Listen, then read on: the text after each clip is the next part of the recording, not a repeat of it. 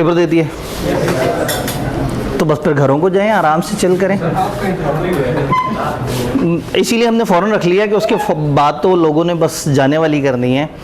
Point ये है कि इतनी ज़्यादा छुट्टियाँ पूरी ज़िंदगी आपको दोबारा नहीं होंगी, बग़ैर इम्तिहानों के, बग़ैर मतलब टेंशन तो मैं नहीं कहूँगा, टेंशन तो रहेगी बहरहाल, लेकिन ये है कि बग़ैर किसी काम के, बग़ैर किसी इम्तिहान के इतनी लंबी छुट्टी दोबारा आपको नहीं होने वाली। क्योंकि आप जब आर्टिकल्स में जाएंगे तो उसमें अगर छुट्टी मिलेगी तो पेपरों की मिलेगी, और जब प्रैक्टिकल ज़िंदगी में जाएंगे तो उसमें तो छुट्टी मिलेगी नहीं, मिलेगी भी तो बहुत शदीद ज़रूरी काम होगा या इस तरह से करके। तो अब वक्त आ गया है सारे शौक़ पूरे करने का। जिसको फ़ुटबॉल का शौक़ था, आराम से 2, ढाई, 3 महीने, 4, साढ़े 4, 5 महीने खूब, डिपेंडिंग अपॉन कब कब आर्टिकल्स मिलते जाते हैं, तो वो खूब फुटबॉल खेल सकते हैं। जिनको सीजन्स देखने का शौक़ था, फिल्में देखने का शौक़ था, ड्रामे देखने का शौक़ था, शाबाश, इन्होंने का सब कुछ छोड़ दिया है। चिल्ले पे जा सकते हैं, ठीक है, अल्टरनेट्स भी हैं जो है ना, चिल्ले पे जा सकते हैं, सरोज़े पे जा सकते हैं, डिफरेंट तरह से डिफरेंट एरियाज़ को एक्सप्लोर करके वहाँ पे जो प्रॉब्लम्स हैं, जो परेशानियाँ हैं, इमदाद बाहमी की तरफ जा सकते हैं। तो अब टाइम बहुत है, आप टाइम ख़त्म करेंगे, टाइम फिर बाहर निकल के आ जाएगा। अभी तक आपको टाइम की जो बरकत नहीं महसूस होती थी पिछले 1 महीने में, जिस तरह से तेज़ी से दिन भाग रहे थे, आप आहिस्ता आहिस्ता पेपर के करीब होते जा रहे थे, अब उतने ही स्लो हो जाएंगे दिन। तो अब थोड़ा सा समझने वाली ज़रूरत है। ये जो सेशन है, ये सेशन हम इसलिए करते हैं कि जैसे ही आप कैफ से फ्री हुए उसके बाद कोई कॉलेज आपको ओन नहीं करता, क्योंकि कॉलेज तो तब तक आपके साथ सेशंस करते हैं, एक्टिविटीज़ करते हैं जब तक आपसे पैसे आ रहे होते हैं, और पैसे असल में कैफ में आते हैं। सीए फाइनल में तो पैसे आते ही नहीं है। सीए फाइनल में लोगों ने स्टाइपेंड से पैसे देने होते हैं, तो कोई 5,000 में पढ़ा रहा है, कोई 8,000 में पढ़ा रहा है, कोई 10,000 में पढ़ा रहा है, कोई कह रहा है 30,000 फीस है, लेकिन आपके लिए आज डिस्काउंट 15,000 है, और अगर अभी आ गए तो 8,000। चूँकि सबको पता है कि अब ये बच्चों ने जो है ना घर वालों से कह दिया कि मैं बड़ा हो गया हूँ, मैंने बाप से पैसे नहीं लेने, और अपने स्टाइपेंड से जो है इसको वैसे जीना बड़ा मुश्किल लगता है। तो बहरहाल स्टेप बाय स्टेप चलते हैं। अगर इसको कुछ फेजेस में डिवाइड करूं, इसको मैंने जान के थोड़ा सा ब्लर ही रखा हुआ है, मतलब फोकस ज़रा ज़्यादा बोलने पे होगा। हमारी मेन एक्टिविटीज़ क्या हैं?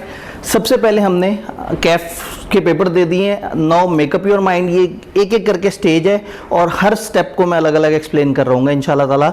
इसमें 1-2 गेस्ट स्पीकर्स हमारे साथ होंगे जो सारे प्रोसेस में साथ दे रहे होंगे। आज टाइम तो बहुत है ना, तो एक दफ़ा असर की ब्रेक कर लेंगे, एक दफ़ा मगरिब की ब्रेक कर लेंगे, इशा तक देख लेंगे, ख़त्म हो गया तो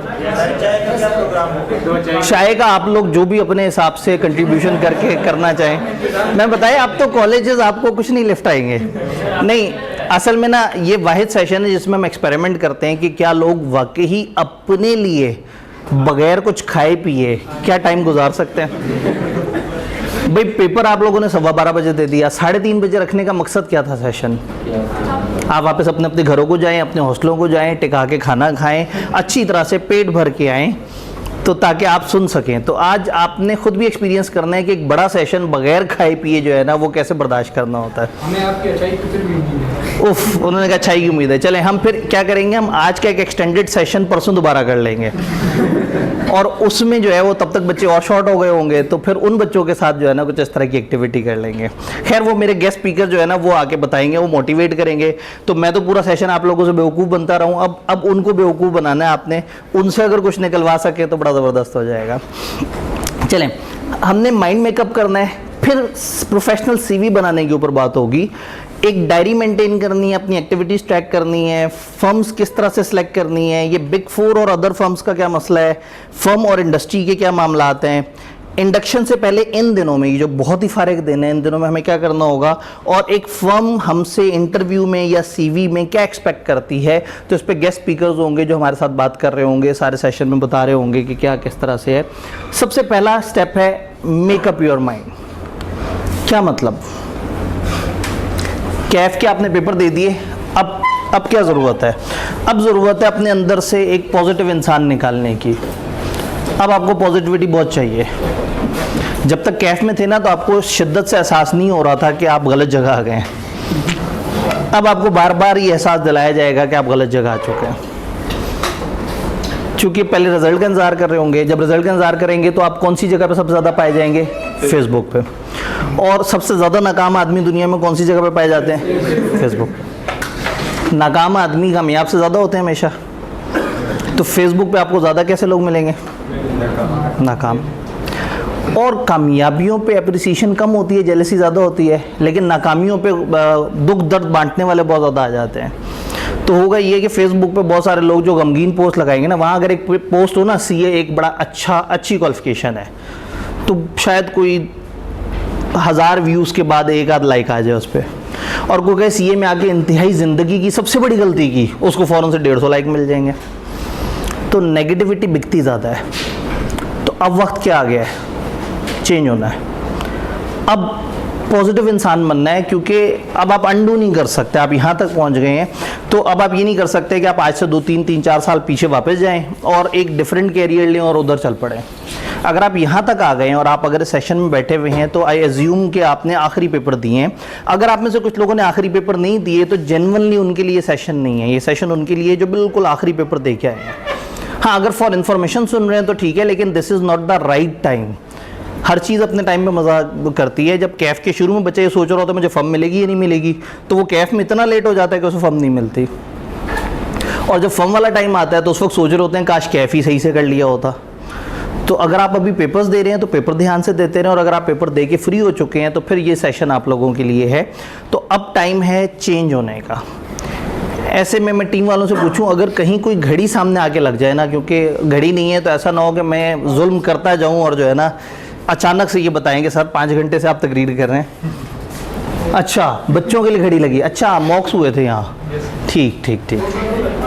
तो मॉक्स के बाद यहाँ पे मेरे ख्याल में शायद कोई उस तरह की काबिल ज़िक्र एक्टिविटी नहीं हुई, ठीक है। तो अब चेंज होने के टाइम से क्या मुराद है? जेन्युइनली थ्रू आउट कैफ में आप लोगों को बार बार कोशिश करता रहा हूँ ये कहने की कि पॉजिटिव हो जाए, लेकिन अब पॉजिटिव होना पड़ेगा। अदरवाइज़ बहुत आसान काम है। आप हर दिन फेसबुक पे जाएं, हर दिन देखें, हर दिन परेशान हो और हर दिन सोचें कि मैंने ज़िंदगी में गलत फ़ैसला कर लिया और अब बस मैं एक ज़िंदगी घुट घुट के गुजारूंगा। क्या सीए में आना गलत फ़ैसला है? पक्की बात है। तो कायम रहना है इस पर। सीए में नहीं आते तो आपके पास बहुत सारी ऑप्शंस थी, तो फिर वहाँ क्यों नहीं गए? दिल नहीं किया, पैशन था यहाँ का। सीए में पैसे अच्छे मिल जाते थे, मुझे सूट ये करता था, कोई और दाखला नहीं दे रहा था। तो अगर आप यहाँ पे आ गए हैं तो इसका मतलब है this was the best choice at that point of time. तो आज अगर आप फिर से 3 साल पीछे चले जाएंगे ना, तो आप दोबारा सीए को ही चूज़ करके वापस आ जाएंगे। लेकिन सिर्फ इस वजह से कि लोग बहुत सारे सीए से नाला हैं, परेशान हैं और फेसबुक पे बहुत ज़्यादा नेगेटिविटी है, उस वजह से घुट घुट के ज़िंदगी गुजारने का कोई फ़ायदा नहीं। आर्टिकल्स लोग बहुत खुशी से भी गुजारते हैं और रो के भी गुजारते हैं, गुजर सबके जाते हैं। तो अब आप बड़े हो गए हैं, कैफ के आप पेपर दे चुके हुए हैं, अब आपका एक टर्निंग फेज़ आया है लाइफ में ना। 3 दफ़ा एक प्रोफेशनल लाइफ में 3 दफ़ा टर्निंग फेज़ आता है।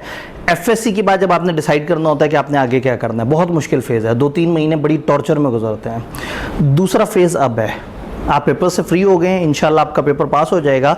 तो फर्म, इंडस्ट्री, कौन सी फर्म कैसे, कौन सी फर्म आप चाहते हैं, कौन सी फर्म आपको चाहती है, ये बहुत सारे वेरिएबल्स होंगे और अल्टीमेटली फिर आप किसी ना किसी फर्म में इंशाल्लाह ताला लैंड कर जाएंगे। तीसरा मुश्किल फेज़ होगा जब आप अपने आर्टिकल्स ख़त्म करके सोच रहे होंगे कि पहली जॉब मैं स्टार्ट करूं, तो उस वक्त बड़ा मुश्किल होगा कि कौन सी इंडस्ट्री को चूज़ किया जाए, किस तरफ जॉब की जाए। तो ये 3 मुश्किल टाइम है, उनमें से दूसरे मुश्किल टाइम पर आप खड़े हुए हैं। लेकिन अच्छी बात है कि इस मुश्किल टाइम में आपने पेपर नहीं देने हैं, तो आप थोड़ा सा इजी रह सकते हैं और आपके पास एक एक्टिविटी है करने को।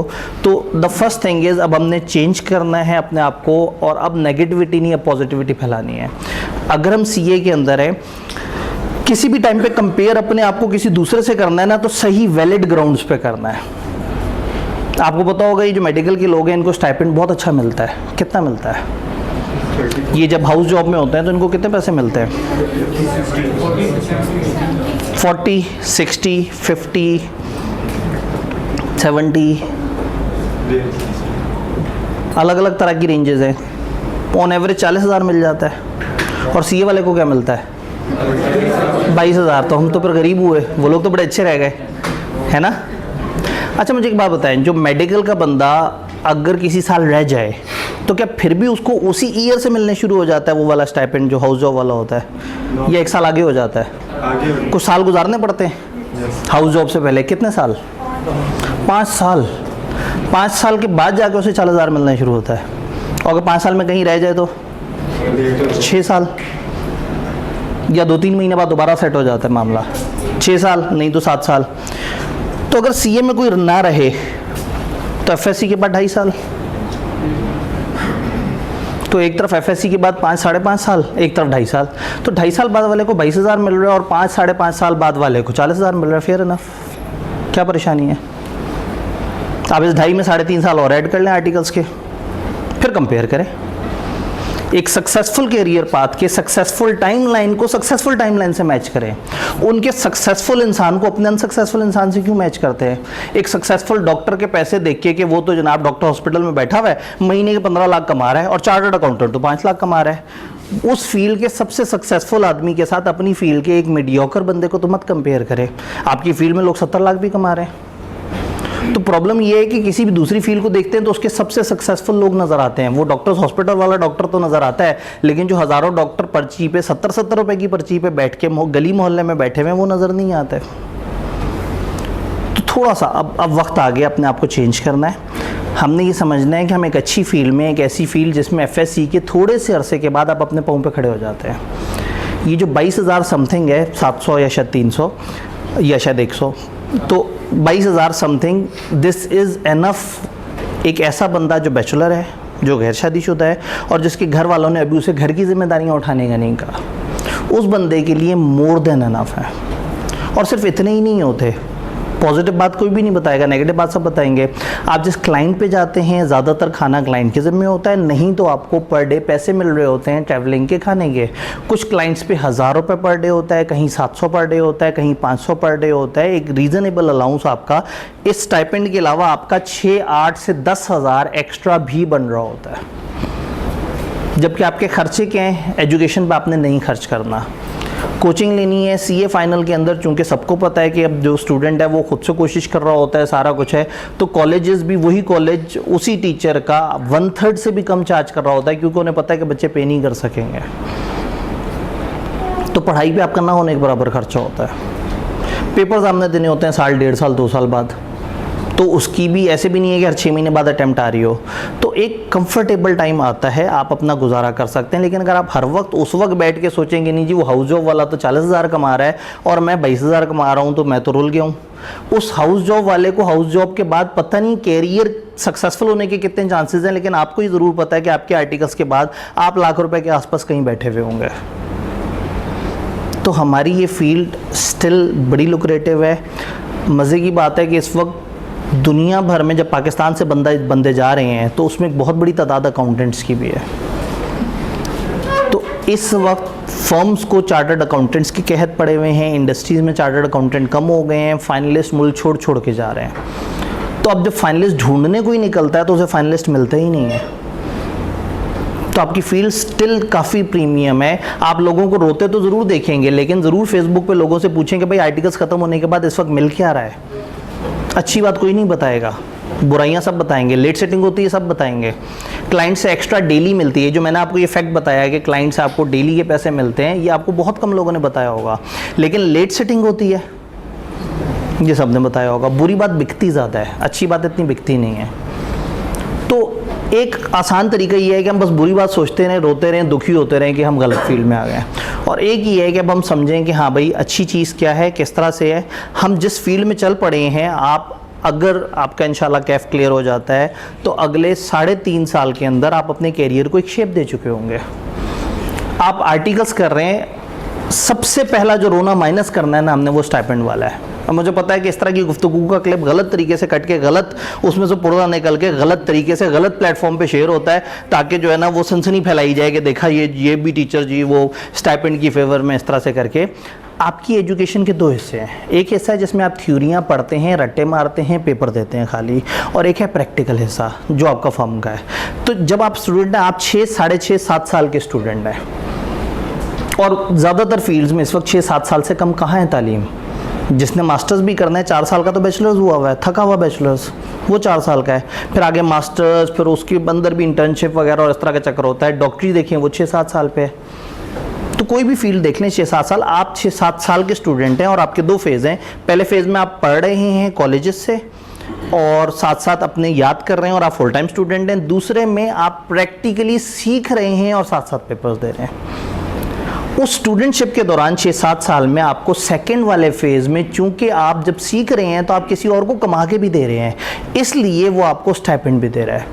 आप हमारे पास आगे पढ़ते हैं, आप हमें उस तरह से कमा के नहीं दे रहे होते, तो फिर हम आपसे फीस चार्ज करते हैं। फर्म वाले भी आपको सिखा रहे हैं, लेकिन फर्म वाले आपको सिखाने का आपको फीस चार्ज नहीं कर रहे, बल्कि उल्टा आपको पैसे दे रहे हैं। तो ये कोई बुरी बात नहीं है, ये मज़ेदार बात है। अगर वो 0 रुपए भी दें तो ये ट्रेनिंग इज़ वर्थ इट। एक बंदा 3.5 साल ज़रूर इन्वेस्ट करेगा ताकि वो इस काबिल हो जाए कि वो 20-25 हज़ार रुपये कमाने वाले इंसान से उठ के लाख रुपया कमाने वाला इंसान बन जाए। तो ट्रेनिंग इज़ वर्थ इट। तो बस अब एटीट्यूड पॉजिटिव करना है, ये सबसे पहली बात है जो आपको बतानी थी। क्योंकि जब आप फारिग होंगे तो फेसबुक पे बार बार देख के आपको लग रहा होगा कि मैं गलत फील्ड में आ गया और आप एक इंतहाई फजूल सा डिसीजन लेंगे, अचानक से सोचेंगे मैं अब कंप्यूटर साइंस से शुरू कर लूँ। मज़े की बात है जो 4-5 साल कंप्यूटर साइंसेस भी पढ़ता है ना, उसको भी प्रोग्रामिंग करनी नहीं आती। और एक एफएससी में बैठा हुआ बच्चा जिसका दिमाग प्रोग्रामिंग में चलता है, आधा चैट जीपीटी से पूछता है, आधा गूगल से पूछता है, जेमिनी से पूछता है, कोडिंग शुरू कर देता है और 1 साल बाद सॉफ्टवेयर बना के बैठा हुआ होता है। ये सब शौक का मामला है। एक ट्रेनी, 2 ट्रेनी एक ही फर्म में एक ही डिपार्टमेंट मौजूद होते हैं। एक ट्रेनी आर्टिकल्स खत्म होने के बाद कहता है लो जी मैं तो फील्ड में आके गलती की, और दूसरा मीनवाइल टैक्स रिटर्न बनाना सीख चुका होता है। अपनी फैमिली के 50 बंदों को वो टैक्स रिटर्न बना के दे रहा होता है। एक छोटा सा एंटरप्रेन्योर बन गया होता है, 70-80 हज़ार रुपये तो उसकी साइड इनकम आना शुरू हो गई होती है। सबने एक जितना पढ़ा, सबने एक जैसी ट्रेनिंग ली होती है, लेकिन एक चाहता है ग्रो करना और एक नहीं चाहता ग्रो करना। एक ही मेडिकल कॉलेज से निकले हुए लोग अलग अलग तरह से जा रहे होते हैं। तो इसका मतलब है this is not alone study जिसने आपको शेप करना है, या आपका एटीट्यूड है जिसने आपको शेप करना है। रोते रहेंगे तो वहीं रहेंगे और अपने टिपिकल पैटर्न को फॉलो करेंगे, और अगर आगे बढ़ना चाहेंगे तो इंशाल्लाह ताला टिपिकल पैटर्न को फॉलो नहीं करेंगे, लाइफ में तेज़ी से आगे सक्सेसफुल होते चले जाएंगे। तो सेम जगह से पढ़े हुए, सेम फर्म से निकले हुए, सेम क्वालिफिकेशन स्टेटस पे 2-3 साल बाद लोगों में ज़मीन आसमान का फ़र्क हुआ होता है। इट ऑल बिकॉज कि वो क्या कैरियर चूज़ करते हैं, वो किस तरफ जाते हैं और उनकी सीखने की क्या ख्वाहिश है। आप हर दिन फर्म में ये सोच के गुजारें लो जी मुझे तो मुसीबत, वो आप एक जगह गए, उन्होंने कहा कि जी हम ये शाहीन एयरलाइन को ऑडिट करते हैं, और अब आपने एयरपोर्ट पे मौजूद जो इक्विपमेंट्स हैं उनको चेक करना है। अब आप जाके मुसीबत में, गर्मी है, जाके इक्विपमेंट्स को देख रहे हैं, उनकी वो वर्किंग देख रहे हैं, उस पर टिक लगा रहे हैं और कह रहे हैं यार क्या ज़लालत है ज़िंदगी में। और एक बंदा देख रहा है कि अच्छा एविएशन में ये टूल्स इस्तेमाल होते हैं, अच्छा ये क्यों इस्तेमाल होता है, ये किस तरह से होता है, अच्छा इसके बगैर जहाज़ फ्लाई नहीं कर सकता, ये ऐसे ऐसे। वो इस लेवल पे उस पर सीख रहा होता है कि कल को किसी एविएशन से रिलेटेड ही किसी फील्ड में जाके इंटरव्यू देता है और उन्हें समझ आ जाती है कि ये सिर्फ अकाउंटेंट नहीं है, इसको आधा एविएशन इंडस्ट्री का भी पता है। मैं अभी तक रिग्रेट करता हूँ, मैं जब आर्टिकल्स में था तो मेरे जहन में एक ही टारगेट था कि मैंने पढ़ाना है, तो मैंने बिज़नेस को उस तरह से नहीं देखा। हमें एक दफ़ा कागज़ बहुत बल्क लेवल पे प्रिंटिंग करनी थी, तो बहुत ज़्यादा महंगे रेट थे, तो हमें पता लगा कि बाहर के मुल्कों में कागज़ काफ़ी सस्ता है, इंपोर्ट करें। लेकिन फिर पता लगा कि कराची में बहुत सारे अजीब अजीब से एजेंट बैठे हुए हैं, बहुत सारी जगह कस्टम के बहुत ज़्यादा मसलो मसाइल हैं। तो मुझे याद आया कि मैं एक बादामी बाग में 1-2 स्टील का काम करने वाले बड़े लेवल के ऑर्गेनाइजेशंस थी, वो 600 मिलियन की इंपोर्ट करते थे, और उस टाइम पर मैं फर्म में जब था तो मुझे उनका ऑडिट करने का मौका मिला था। और मुझे अब याद आ रहा है कि उनके बहुत सारे ऐसे कागज़ हमने देखे थे जिसमें इंपोर्ट की पूरी वर्किंग थी, मुख्तलिफ एजेंट्स के नंबर थे, मुख्तलिफ ये थी कि अच्छा कौन से स्टेज पे कौन सा टैक्स देना है, कौन सी जगह क्या होगा, कौन सी जगह माल क्लियर कैसे कराना है, कौन सी जगह इंश्योरेंस वाला ऐड होगा। तो उस टाइम पे मैं तो चूंकि ये सोचता था कि मैंने पढ़ाना है तो मुझे रेलेवेंट बात लगती थी, लेकिन अगर मेरे जहन में बिजनेस होता और मैं उस टाइम पे, तो मैं अपनी फर्म के खर्चे पे एक बहुत बड़े लेवल के क्लाइंट की इंपोर्ट का पूरा प्रोसेस ऐसा समझ चुका होता कि मुझे 10 साल बाद भी काम आ जाता। तो एक वो शख्स है जो ट्रेनिंग गुजारता है बस ये सोच के कि मुसीबत है 3.5 साल तो गुजारना ही है, और एक ये सोच के गुजारता है कि मैं किसी और के खर्चे पे इतना सब कुछ सीख रहा हूँ। आप किसी भी ऑर्गेनाइजेशन में बिगनर लेवल पे जाते हैं नॉर्मली, लेकिन ऑडिटर बन के आप सबसे सीनियर मोस्ट लेवल बंदे के साथ बैठ के बातें कर सकते हैं, पूछ सकते हैं, उनके सारे रिकॉर्ड चेक कर सकते हैं। तो फ़ायदा ये होता है कि आप 3.5 साल में क्लाइंट के खर्चे से, फर्म के खर्चे से अपने आप का एक्सपोजर बढ़ा लेते हैं। एक्सपोजर बढ़ जाता है तो आप दुनिया के लिए एक कमर्शियल सेलेबल प्रोडक्ट बन जाते हैं। जो कहीं भी जाएगा तो वो जॉब करेगा तो उसे दुनियादारी का पता होगा, उसको सारी चीज़ें आती होंगी, वो बेहतर तरीके से काम कर सकेगा। तो पहला स्टेप जिस पे मुझे सबसे ज़्यादा टाइम लगाना था दैट वाज कि अब हमने अपना एक माइंड शेप अप करना है और अब हमने ये सोच लेना है कि अब हमने आगे बढ़ना है इस फील्ड में, अब सीखना है और आगे से आगे निकलना है। रास्ते हो सकता है चेंज हो सकता है 1-2 साल बाद आप सीए फाइनल के पेपर दे रहे हो और आपको समझ आ रही हो कि नहीं सीए फाइनल के पेपर टाइम ले रहे हैं, चलो मैं आईसीएमए के पेपर दे दूं, मैं पिफा की डिग्री हाथ में पकड़ लूं, मैं कोई ईसीसीए करना शुरू कर दूं। ये हल्की फुल्की वेरिएशन आ सकती है, लेकिन ओवरऑल जो कैरियर पाथ है और ये जो आर्टिकल्स है ये बड़ी ज़रूरी चीज़ है। और यकीन माने कहें तो मैं कसम खा सकता हूँ मेरी कोई फर्म नहीं है, ना किसी आप लोगों में से किसी के फर्म में जाने में मुझे ज़रा सा भी एडवांटेज नहीं है, बल्कि उल्टा आप फर्म में जाएंगे तो हमारे लिए तो बिल्कुल बेकार हो जाएंगे। फर्म में नहीं जाएंगे तो चलो आप जो है वो सोच रहे होंगे अच्छा चलो मैं पढ़ लूँ, कॉलेजेस में आऊँ, तो आपके फर्म में जाने से हमें बिल्कुल 0.1 डेसीमीटर भी फ़ायदा नहीं हो सकता। लेकिन आप अगर फर्म में जाएंगे तो आप अपने आप को शेप अप कर चुके होंगे। आप अपने हॉस्टल में मौजूद उन लोगों को देखें जो 3.5 साल पहले क्या होते थे और आर्टिकल्स के बाद क्या से क्या बन गए। तो ये टाइम है सीखने का, बट कुछ अच्छा होने से पहले एक कष्ट से गुजरना पड़ता है। ये आ गए हैं वो 2, 2.5, 3, 3.5, 4, 4.5 या 5 महीने जिसमें आपने इस प्रोसेस से गुजरना है। ये तकलीफ दे प्रोसेस है और आप लोगों के लिए थोड़ा सा ज़्यादा है क्योंकि आप सर्दियों वाले सेशन में आए हैं। इस सेशन में हायरिंग नॉर्मल से 30-20% कम होती है। Welcome to the club. आगे चलते हैं।